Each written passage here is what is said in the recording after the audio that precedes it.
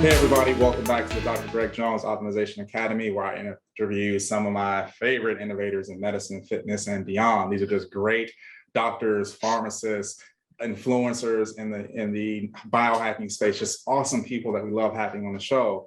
And that being said, I want to say that part over. Sorry, once we flow, man, it'll be going better here. So yeah, it's all good. Yeah. Hey everybody, welcome back to the Dr. Greg Jones Optimization Academy, where I interview some of my favorite innovators in health, fitness, medicine, and beyond. And I'm very happy today to have Dr. Franck Kacou. I'm gonna say that again because I'm gonna respect the French. Dr. Franck Kacou. He is the owner of Progress Pharmacy and the co-founder of Nubioage, located in West Palm Beach, Florida. So Dr. Kacou, we're gonna call him Franck for the rest of the show, is responsible for the formulation of new compounds and supplements, and also develops new treatments for protocols, new treatment protocols for clinicians and medical providers. He's passionate about cellular medicine, and and that passion for cellular medicine is helping develop new and innovative pharmaceutical compounds used by numerous practitioners around the world, around integrative medicine and beyond. We're excited to have Dr. Franck on the show. Welcome, Franck. How are you today? Thanks for having me, man. Happy Veterans Day today to you. I'm excited to be here, brother. There's a lot to talk about here, but it's pretty awesome subject to talk about. There's a lot to unpack on this one. So it's exciting. It is. Excited to be here. Thank you so much. And so before we get into that, when I was looking at your bio, I see that you were a tennis player in France. Yeah. So how did you get from being the next Yannick Noah to being a compound pharmacist? Now, I want to hear about that. I'm sure our listeners do too. First of all, respect you for remember Yannick Noah. Was just like an idol to me. But born and raised in France, actually, playing tennis there. Got an opportunity to come to the US to actually keep playing, because in Europe it's funny because it's really hard to go to school and play at the same time, right? So you have to kind of pick one in Europe. Here you have the ability to just like do both, right? So get a scholarship, came in the US, played tennis for 4 years, went to Mercer University in Georgia, played there. Then after that, I was like, you know what? My mom is a pharmacist back home. And she's like, well, it's probably time for you to come back and start working in the pharmacy with me. I was like, all right, well, let me go to pharmacy school. Just get into pharmacy school. Next thing you know, got married, got stuck here. and just decided to work as a pharmacist. Funny enough is, what took me to where I'm at right now was a lot of events, really. Started as a retail pharmacist, CVS, worked there for about 6-7 years. And a friend of mine can introduce me to this compounding world, right? Where you customize product, you make things from scratch, you start thinking outside of the box, really. Mm-hmm. So I get into that vibe and just kind of follow that through. Next thing you know, talking about cellular medicine, talking about biochemistry, trying to figure out how to innovate. And here we are, long journey, but pretty rewarding journey. That's so cool, man. And a fun fact about Dr. Jones over here is that initially is what I wanted to do. And one of the reasons I came to Arizona is because I planned on going to one of the pharmacy schools out here that has a 3-year program. But I actually was like, okay, before I go down this path, I want to start shadowing pharmacists. So I had a couple people, knew some people, and I actually got to shadow some the commercial pharmacists that were at the CVS, Walgreens. Nah, bruh. Like, I don't blame you. No, man. That's tough. I was back there and I was like, yeah, this is no bueno. And I have much respect for those guys and for the work you did too, because there's a lot of work and it's very essential, but it was just not what I was looking for. For sure. But at the time, I didn't know compound pharmacists were a thing. And if I had have known, there's a chance, I could be sitting on the other side of the table with you right now. But we have our roles to play, man. I'm blessed to be where I am today and blessed to be here having this conversation with you. So that being said, man, we're going to talk about ED today. And we joked about it before we started the camera. I was like, yeah, just two guys having a conversation about erectile dysfunction on camera. No big deal here. Totally normal, everyday conversation kind of thing. But, and where I wanted to start this was and we discussed it a little bit before we got on the line, is that a lot of times when we talk about erectile dysfunction, when I say we as practitioners, as patients, we look at it like it's the disease, like it's the condition, but it's not. It's a symptom, right? And it's not like, okay, you got ED, let's just go after that. But sometimes if you go after that and just say, hey, here's a medication, then you never really fix the problem. You never go after it, right? And so now you're kind of stuck in this wheel, and it's perpetual. Stuck in this wheel, and it's perpetual, right? Because you can't get off of it because we never get to the root cause. So that being said, when your practitioners, your colleagues, when they discuss erectile dysfunction, how would you define that? It's same way. For us is a lot of education around exactly what leads to ED, right? Because like you said, it's always the symptoms. There's a cascade of events that needs to happen to get you to that level, right? So we try to go to the root cause, the root cause of the problem really first, trying to identify what is causing it, because that will give us more visibility on what's treatment to utilize or what tools do we have that can kind of guide us toward helping the patient. But we got to figure out exactly, like you said, what is the reason why they're getting into this situation? Why do we have the ED? Why is ED a problem now? And we're just trying to track it back as far as possible, upstream, right? To see, is it obesity? Is it diabetes? Is it depression? We'll talk about it in a minute. Right. But that's the approach. It's a step-by-step approach. Figure out what the root cause is, and then from there we just kind of figure out which way to go. There's a lot of tools out there. So, absolutely, yep. Now, would you say there's a difference, and this is just me as a practitioner on this side, is that I kind of look at the difference between the true erectile dysfunction, where it's just not working, versus a suboptimal erectile function. So as in, you can, there are patients who can get an erection, they just can't maintain it, versus the other side of the house where it's just not able to be effective at all. It's just not happening at all. So they're not really getting the even start of it, right? And so with that being said, in those two kind of scenarios, does that kind of change how we define ED or even look at it? Absolutely. And that's what we have to figure out exactly what is the cause, because you're right. A lot of the time it's unfortunate, but they have ED and it becomes worse, right? And they wait to the last minute, because it's a very uncomfortable conversation to have with your practitioner. So people will wait. If they can function, they're okay, for 2 or 3 minutes, they're okay with it, right? For them, it's okay. But when they can't even have any more erection, that's usually when they really start to seek help. So people, unfortunately, who are usually older, past 60, will be the best candidate. Usually they'll come to us right away and describe the problem, because it's already downstream. It's already a big problem. They can't even function anymore. But a lot of guys our age, younger than us, in their 40s or whatever, are probably experiencing the same issue right now, but they can't explain it. For them, it's like a new normal, right? But it is ED. So in a sense, yes, there's two different variants here. There's the it doesn't work anymore, but there's also it works, but it doesn't work as good as it used to be, right? So that's the problem. But it's important to recognize it. People need to understand it. There's a normal and there's not normal. And most people will know what normal is, based on past experiences.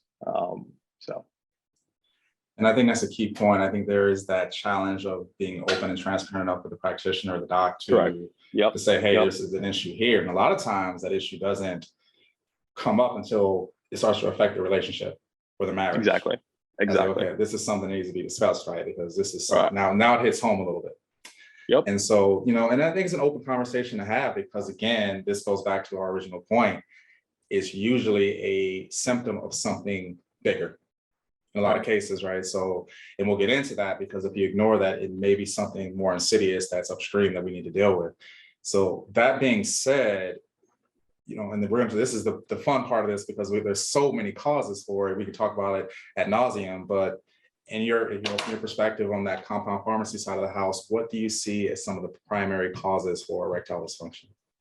From a pharmacist standpoint, based on feedback that we're getting from a patient, right, direct to patient after using medication, I can tell you 40% of most ED out there are caused by, we call it psychogenetic. So basically it's psychology, right? They're just not there anymore as far as lack of interest, as being the main driver, right?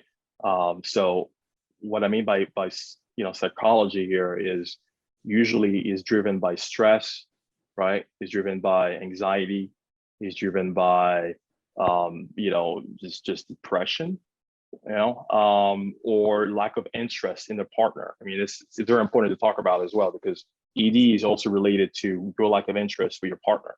That's part of a problem that people don't really talk about, but you got to ask the question as a clinician: are you still interested in your partner? But that's about 40%, and I think there's a study out there also showing it's about 40% of most ED out there are caused by that. But psychology, simple psychology. And then you have the other issues, right? You have the medical, underlying medical conditions that are part of it as well. If you don't mind me kind of talking about it as well right now. Well, one thing before we slide into that, one thing I wanted to mention when you talked about depression. Yeah. And this is kind of that whole perpetuating thing, right? Because what do most patients get when they're diagnosed with depression? An SSRI. Right. What's the side effect of SSRI? ED. Erectile dysfunction. Yeah. So it's kind of like, you're addressing one situation and causing another one, right? That potentially may be the cause of the ED in the first place. And so they never get to break that cycle. And another thing that, I don't want to overlook, especially with it being Veterans Day, that is, the root causes we think about is PTSD is another one as well. So I think kind of pulling the layers back on your patients and saying, hey, when did this start and what happened? And sometimes you can kind of have that traumatic event that kind of keyed everything up. So I definitely don't want to, I want to make sure we definitely, shine a good spotlight on that as well. So. Absolutely. And one of the most underdiagnosed medical condition in the United States is anxiety. I think, there's more people with anxiety out there that have no idea they actually suffer from anxiety that we know. It's crazy. And anxiety is definitely a cause of ED. Talking about, a CEO, talking about somebody that's in a really stressful job, they probably don't understand it, the reason why they're having issue in bed, but that's usually one of the main reason why it happens, because of the cascade of events that are happening. Releasing of certain type of hormones like cortisol, increasing your stress hormone will lead to a cascade of events that will unfortunately cause ED. So stress, when we talk about stress, it's a cascade of events that stress actually does to your body to get you to that level. So something to think about. For sure. So I didn't mean to cut you off there. I was like, oh man, I don't want to miss out on the depression. Yeah, absolutely. Yeah. So I think we were kind of going right into the next thing to look at when it comes to root causes of ED. Sure. Yeah, absolutely. All those underlying conditions that people don't really think about are really, really causing ED. So if you think about, just going to make it simple for everybody to understand, obesity, right? Obesity will cause ED, and a lot of people out there don't understand why and how it happened. But I can tell you pretty easily how it happens. So when you're obese or you're overweight, the amount of pressure you're putting on the arterial walls of your blood vessels is so high that you're not moving any blood flow like anybody else, right? So when you have a problem moving blood flow, well, it's blood flow going everywhere, including in your penis. So that's the problem. So just think about it this way. So the more fat you have, the more pressure you're putting in your blood on your blood vessels. Same as hypertension, right? So if you have hypertension, it's the same issue. You're putting pressure, or you're putting a lot of tension on the walls of your blood vessels, which also will turn into less blood flow per se. So diabetes is one. Obesity is another one. Now there's even talking about people with asthma as well. I got to look it up, but people with asthma are also talking about having some issue with the ED. So that's another root cause. So underlying condition, just plain old underlying condition is one. Another thing that we also seeing quite a bit of course, as pharmacists is drug related, so medication related. You talked about earlier the SSRIs, which is the number one drug. Lexapro for a long time was the number one drug prescribed in the United States after Ambien, by the way. And if you think about how many people try Lexapro as a cure it all type of pill, you'll know that once you start Lexapro, it's really hard to get off Lexapro, but they don't talk about the issue that you have with Lexapro down the line. So that's one thing. So antidepressants will cause ED. Not all of them, but the SSRIs will do. There's a drug called Celexa, citalopram, which is the worst of all. I mean, people on Celexa, for example, will have a sperm count of 0 after taking it 3 or 4 months, but people do not discuss this with them. So I'm not trying to scare everybody out there, and we'll talk about it down later on, but if you're on SSRI, there's a lot of options for you, but you have to understand that it is a potential problem with ED. Another class of drugs are hypertensive. If you look at, not all of them, so if you have high blood pressure, you're okay, but there's 2 of them, 2 classes of drugs that you have to kind of look into is any type of water or diuretic. So hydrochlorothiazide is one of them. The MOA or mechanism of action is not well understood of why you'll cause that. You should look at another one for the main one, based on my experience, are the beta blockers. Atenolol, metoprolol, which is usually first line therapy for people with high blood pressure or some type of heart disease, are well known and documented for causing ED. So again, I'm not trying to scare everybody out there, but if you're on any type of beta blocker, including anything that ends with OL, which is metoprolol, atenolol, and such, just keep that in mind. It's possible that it might cause ED. So those are different type of drugs to think about because they do cause ED. Another one that people don't even think about as well are the PPIs, proton pump inhibitors. How many people take omeprazole out there? But again, the jury's still out on those, but there's a lot of documentation, again, showing PPIs acting in the blood vessels, right? It always comes down to what happened with the blood vessel. In the case of PPI, I believe it's something to do with nitric oxide, and we'll talk about again towards the end, being shut down, as a source of blood vessel, because the blood vessel will need nitric oxide, and the PPIs will kind of shut that down, which will cause less blood flow. And that list is long, man. And the list is long. We can't keep going. I don't want to scare everybody. No, and I don't think it's a matter of scaring. I think it's a matter of information. Absolutely. Because if you're taking this medication, you're like, wow, okay, my mood may be better, possibly, and maybe my my reflux is a little better, but I'm having issues now sexually. Having issue. Absolutely. And not put it together, Absolutely. And I forgot one of them too, that's the androgen blockers, because a lot of people take them. Finasteride, right? So if you're losing your hair, you're a dude out there, you go online and you're trying to get to one of those websites and try to get something for your hair because you're losing your hair, you're going to use low dose finasteride, right? 1 milligram finasteride. There's the androgen blockers, but again, that's a documented side effect is ED. So finasteride is one, dulasteride is another one, spironolactone. So something to think about as well. So that's a big one. Spironolactone is a big one, and because that's one of the medications that some docs will give their female patients for acne. Yes. Oh, here's the oral spironolactone, and it's like, there goes, and it's slightly off topic, it is, but there goes their libido because now their testosterone is popping out. And so it's just, again, and I'm not, if you're trying to fix the problem presented to you, this is the fire that's out, but also being aware of the fire that you may cause to do it.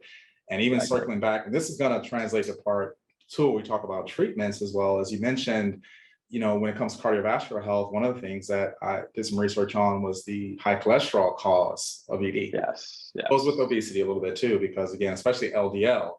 So a high LDL, because of the that secondary effect of that is reduced circulation, of vascular circulation, that can affect ED. But here it goes back again. So what do we give these patients? Statins. Yes. What do statins do? Cause ED. So it's root cause, and it's just like sometimes we need to take a step back and understand that, hey, if you're really trying to make this change, then it needs to be a wholesale change. Right. And maybe it's going to be diet, it's going to be nutrition, or identifying. Even sometimes, and again, we'll talk about this, there are some people, they can eat 100% clean, work out 5-6 times a day, scale ain't budget. Lipids ain't budget. And that's where that cellular medicine comes in. Like, hey, we need to look a little bit deeper into this person's individual biochemistry to figure that out.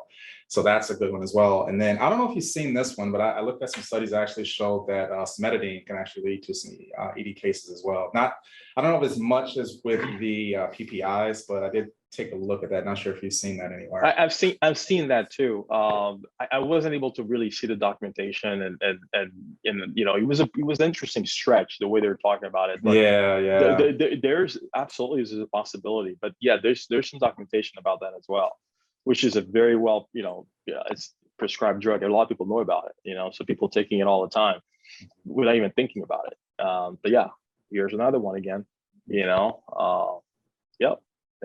So induced ED is huge.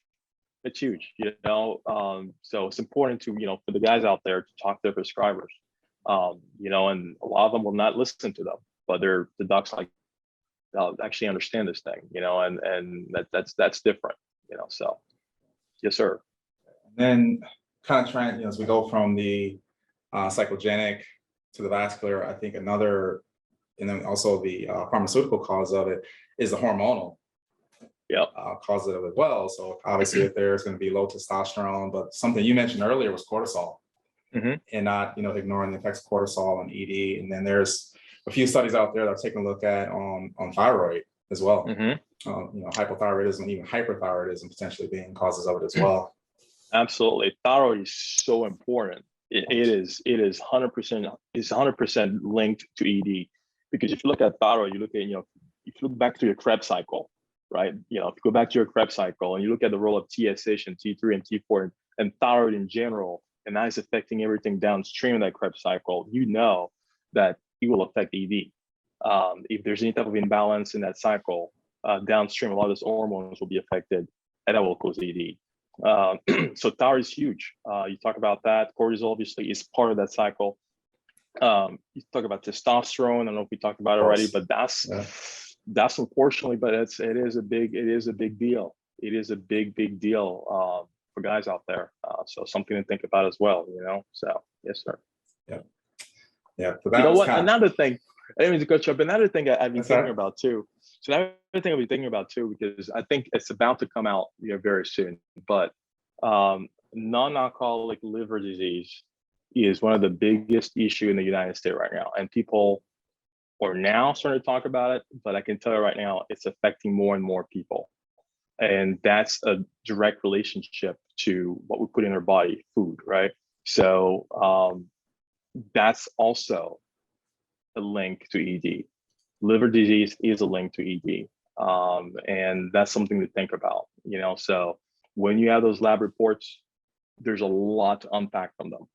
So if you have kidney disease, you have liver disease, or early on liver disease, you have diabetes, they're all cause of EDs. So something to think about.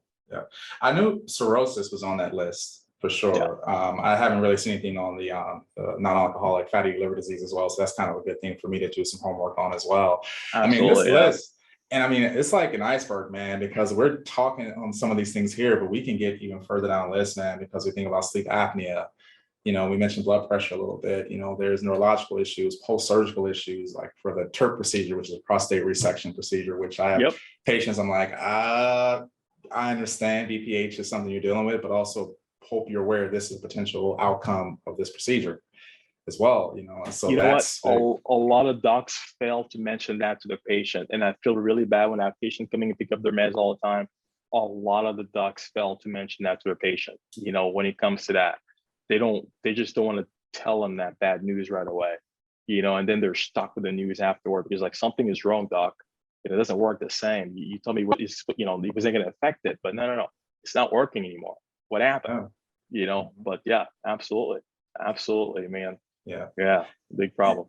And I think this is the cool part of this conversation is because, our jobs as docs, as our compound pharmacists, is to pull that layer back, dig a little deeper and figure out what the root cause is. Because again, and I understand, like, we're going to talk more about this in part 2, is because one of my philosophies is, hey, I'm not just going to leave walk out of here if you're coming in with the symptom of erectile dysfunction and say, hey, I need to, I'm going to run the test, we're going to make sure we know what it is. But we want to make sure that while we're addressing the root cause, we're actually helping you out. Because again, the root cause thing can take some time sometimes, and it's like, okay, that's great, but also being realistic with our patients and their expectations, saying, hey, you know what, we're going to look at strategies to address what's going on with you while we're also finding and addressing the root cause, so, and I think that's a big part of it, is because it can be a little, what we're saying here is, it can be a little bit intimidating, right? It's like, okay, I'm dealing with this and you guys just listed all of these things. How am I going to find out which one it is? But also not ignoring what you're coming in for. So I think that's another big piece of it as well. And then the kind of last part of this, while we're kind of pulling out, like we're throwing the darts here, and every dart we're throwing is kind of hitting the board when it comes to this, is also drugs and alcohol. Yes, recreational drugs, absolutely. A lot of people, unfortunately, think that it's actually an answer, but it's not. It's not, it's definitely not an answer. You not on the ED part, on the mechanical part. That's what I'm trying to say. Nothing with this will actually enhance your ability to have an erection at all. As a matter of fact, long-term abuse or long-term use of it will lead to ED, because whoever is using or utilizing recreational drugs will basically stop the stimuli to the brain long-term wise, and that will affect their ability to get interested in sex again. So something to think about. Alcohol use, absolutely, yes. And that's something to think about too, because people might think, yeah, I have a few drinks, I'm feeling it, but don't forget the mechanical piece. We talk about the mechanical piece because ED is just you cannot have an erection. That's what ED is, right? Not your interest in sex, but the fact that you cannot have an erection is the problem. And alcohol will cause ED. Absolutely. Yeah. As far as the drugs, marijuana, cocaine are well documented for it, so which is one of the main drug that people abuse, unfortunately, but yes. Another thing is, you were mentioning that mechanical piece of it, I thought about, we mentioned how androgen deficiency can lead to ED, but also let's not forget about androgen excess. So these are your long-term steroid abusers, right? So anabolic steroid users, right? So how that can eventually affect the hypothalamus. Sorry, good Lord. Pause. Especially your long-term anabolic steroid users, because that excess testosterone, that excess estrogen can actually lead to hypothalamic dysfunction. And now you have that hormone deficiency. So it's kind of like too much leading to too little, but also figuring out strategies how to correct that, so we can't just ignore the too low, but I think the too high has to be also identified as well. It's the symphony, right? It has to be in the symphony to make that happen. And you totally nailed it. It's just the balance of the hormones is huge. And I'm sure you see a lot of patients going in there with long-term use of SARMs, long-term use of anabolic testosterone or whatever. And now they're like, hey, doc, it's just not working anymore. But that's exactly what you just said. It's a long-term use of those hormones are now causing this effect. But yes, that's something that needs to be addressed as well. It's sitting here, it's just crazy how many things can cause EDs. It's unbelievable. You're like, my gosh, yeah. So yeah, that's why Viagra was one of the number one drugs sold in the world, because it's affecting so many people. Oh man. And by the time somebody comes to you as a prescriber, it is a real problem. You see what I'm saying? It is a real problem. Yeah. And again, we look at all these, and not even sidetrack myself, something as a naturopath I can never not mention is that nutritional deficiencies. Yes. So zinc deficiency, selenium deficiency, vitamin D deficiency, how these can also contribute to that, right? But when it comes down to it, if there is a takeaway from this, is that we understand, I want to say the number is around 40 to 50% of men over 40 experience some form of erectile dysfunction. And the number's huge, you know, and understanding that the takeaway from my perspective, and I definitely want to get yours as well, is that if you are experiencing this, don't ignore it, because it may be a sign of something worse, and understanding that there is a root cause to it that you want to identify that so you can move past it, and not just move past it, but identify what treatment, if it's a peptide, if it's a medication, if it's a supplement, if it's lifestyle change, what is that right thing for you? And I think, you know, all the things, all this scary, all the gloom and doom we put out there, it's not really gloom and doom. I think it's just, hey, understanding that there's a solution, there's a path to a solution. So. I second that absolutely. You know, it's the same. I feel the same way. I think that number is actually higher because most people are not comfortable talking about it. Most people are thinking that what's happening to them right now is normal. It's okay. So I think the number is higher, but do not ignore it, like you just said, because it's unfortunately sometimes, you know, the end game of something else. And we got to figure out what the issue is, because that will be able to actually help you for everything else, you know, for ED, for overall wellness. And you're right. The good news is that we have a lot of tools out there, tools that you probably never heard of. People are just not, you know, they're just gonna know what, you know, the regular names are, the Viagra, the Cialis, but they have no clue about, you know, what else we have out there in the toolbox. So excited to talk about it. And part 2 is where that happens, and I'm very excited about that. So that being said, I am going to let us move forward towards part 2. So before we end this episode here, Franck, where can we find you? Hey, you guys can find me on Nubioage.com or progresspharmacy.com. Direct email to me is Franck or Franck, like I said, my name, Franck, at Nubioage.com. That's the best way to get a hold of me right there. If you have any questions, shoot me an email and we'll respond. And we will have Franck's email address and the websites in the show notes. So if you didn't catch that, you can find that below. Thank you again for being by the show. We're excited for part 2. Hope you guys are too. And if you have any questions for Franck or myself, you can always email. My information will be below in the show notes as well. And we will see you guys soon. Pleasure.